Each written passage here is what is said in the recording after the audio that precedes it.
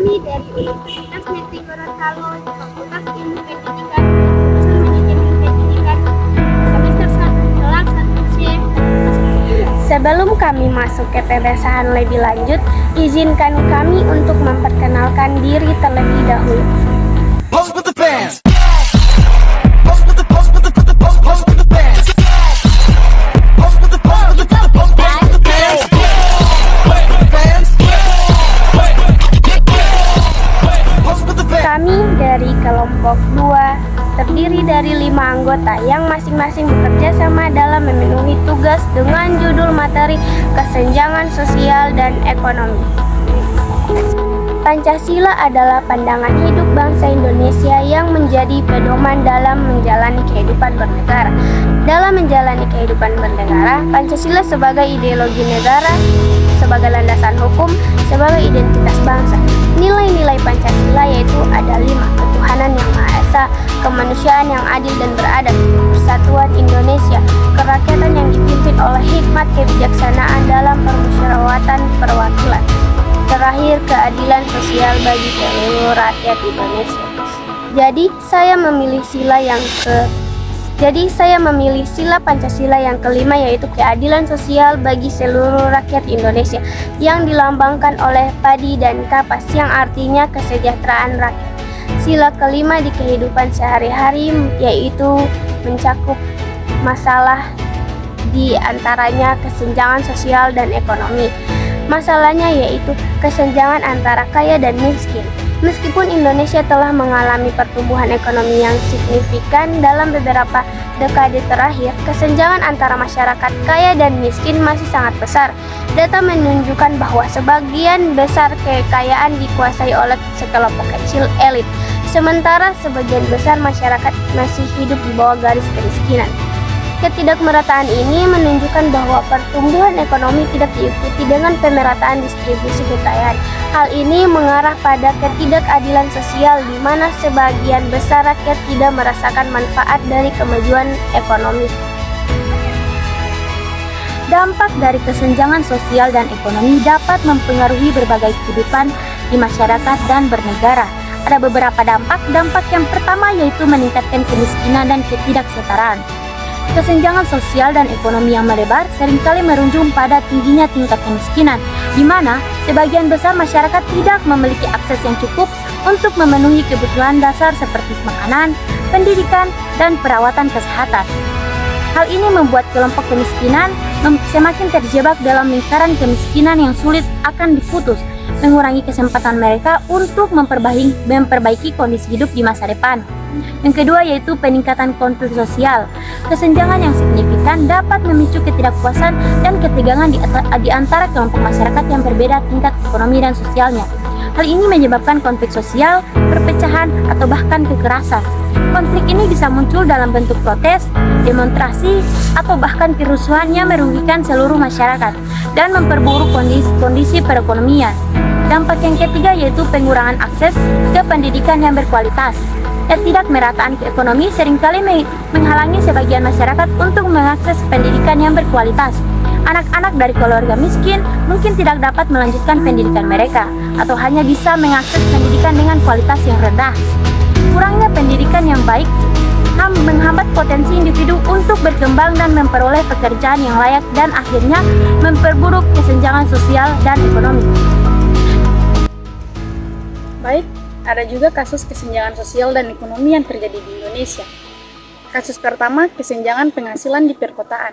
Contoh kasus seperti di kota-kota besar, seperti Jakarta, Surabaya, dan Bandung, terdapat kesenjangan signifikan antara pekerja berpendapatan tinggi seperti eksekutif perusahaan dan juga profesional di sektor teknologi, dengan pekerja yang berpendapatan lebih rendah seperti buruh, pedagang kaki lima, dan juga pekerja informal. Di kasus ini memiliki dampak. Kesenjangan ini menyebabkan tingginya biaya hidup bagi masyarakat berpenghasilan rendah, sementara kelompok yang berpendapatan tinggi menikmati kemewahannya dan kualitas hidup yang jauh lebih baik. Hal ini juga mengarah pada terbentuknya pemukiman yang terpisah berdasarkan status ekonomi, menciptakan kawasan kumuh dan kawasan elit yang sangat kontras. Yang kedua ada kasus kesenjangan di akses pendidikan. Contoh kasus seperti anak-anak di daerah pedesaan dan terpencil seringkali memiliki akses terbatas terhadap pendidikan berkualitas dibandingkan dengan anak-anak di kota-kota besar. Sekolah di daerah-daerah tersebut seringkali kekurangan fasilitas, guru yang berkualitas, dan sarana belajar yang memadai. Dampak di kasus ini, keterbatasan akses pendidikan menghambat peluang anak-anak di daerah tersebut untuk memperoleh pekerjaan yang baik di masa depan, memperbesar kesenjangan antara mereka dan anak-anak yang tinggal di kota yang mendapatkan pendidikan yang lebih baik. Di kasus ketiga ada akses kesehatan yang tidak merata. Contoh kasus kita ambil lagi pada masyarakat di daerah-daerah terpencil seringkali tidak memiliki akses yang memadai ke fasilitas kesehatan. Puskesmas atau rumah sakit yang tersedia seringkali kekurangan tenaga medis, obat-obatan, dan peralatan yang diperlukan. Kasus ini memiliki dampak ketidakmerataan akses ini menyebabkan tingginya angka kematian ibu dan bayi serta penyebaran penyakit yang bisa dicegah. Sementara di kota besar, fasilitas kesehatan lebih lengkap dan mudah diakses oleh penduduk yang lebih mampu secara ekonomi. Baik, ada beberapa kasus yang ingin saya lanjutkan. Selanjutnya, pengangguran dan pekerjaan tidak layak. Di Indonesia banyak pekerja yang terjebak dalam pekerjaan sektor informal seperti menjadi buruh harian lepas atau pekerja sektor jasa dengan upah yang rendah dan tanpa jaminan sosial. Di sisi lain terdapat lapisan masyarakat yang bekerja di sektor formal dengan upah tinggi dan kondisi kerja yang baik.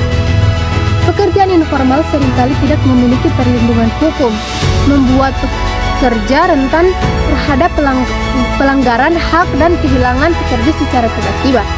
Hal ini memperburuk ketidakadilan ekonomi dan membuat sulit bagi mereka untuk keluar dari kemiskinan. Selanjutnya, pembangunan infrastruktur yang tidak merata. Proyek pembangunan infrastruktur besar seperti jalan tol, bandara, dan pusat perbelanjaan seringkali lebih terkonsentrasi di wilayah urban dibandingkan dengan daerah pedesaan.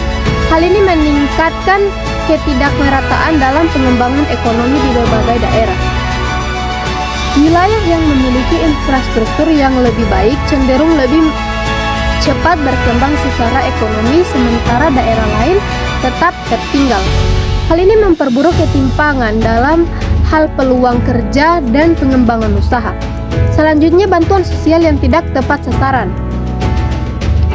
Program bantuan sosial seperti bantuan langsung tunai atau BLT dan program keluarga harapan atau PKH seringkali menghadapi masalah dalam penyaluran yang tepat sasaran. Ada banyak laporan tentang bantuan yang tidak sampai ke mereka yang benar-benar membutuhkan. Hal ini menyebabkan program bantuan tidak efektif dalam mengurangi kesenjangan sosial dan ekonomi, serta meningkatkan ketidakpercayaan masyarakat terhadap pemerintah. Kesimpulan dari kesenjangan sosial dan ekonomi, kesenjangan sosial dan ekonomi di Indonesia masih menjadi masalah besar yang mempengaruhi banyak orang. Meskipun negara kita telah berkembang, banyak orang masih hidup dalam kemiskinan atau sulit mengakses pendidikan dan layanan kesehatan yang layak. Hal ini membuat gap antara orang kaya dan miskin semakin lebar. Masalah ini bisa menyebabkan ketidakpuasan, konflik sosial, dan membuat pembangunan ekonomi menjadi terhambat. Berikut saran kami untuk mengatasi kesenjangan sosial dan ekonomi. Pertama, pemerataan pembangunan. Pemerintah harus memastikan pembangunan tidak hanya terjadi di kota besar, tapi juga di daerah kecil dan pedesaan. Ini bisa membantu semua orang memiliki peluang yang sama untuk berkembang.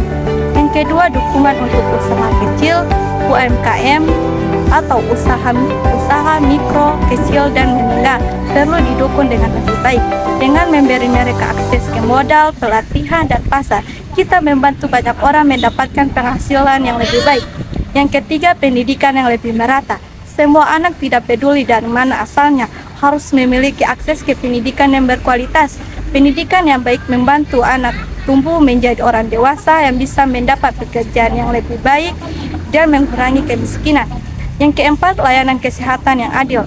Semua orang termasuk yang tinggal di desa harus bisa mengakses layanan kesehatan yang baik. Pemerintah perlu memastikan puskesmas dan rumah sakit di seluruh Indonesia memiliki fasilitas yang cukup dan tenaga medis yang memadai. Yang kelima, mengurangi korupsi. Korupsi adalah masalah besar yang membuat uang negara tidak sampai ke rakyat. Pemerintah harus bekerja keras untuk memberantas korupsi agar dana yang seharusnya digunakan untuk rakyat bisa digunakan dengan baik. Baik, sekian kritikan dari kami selaku kelompok 2 kelas 1C Manajemen Pendidikan. Mohon maaf bila ada salah kata. Wabillahi taufiq wal hidayah. Wassalamualaikum warahmatullahi wabarakatuh.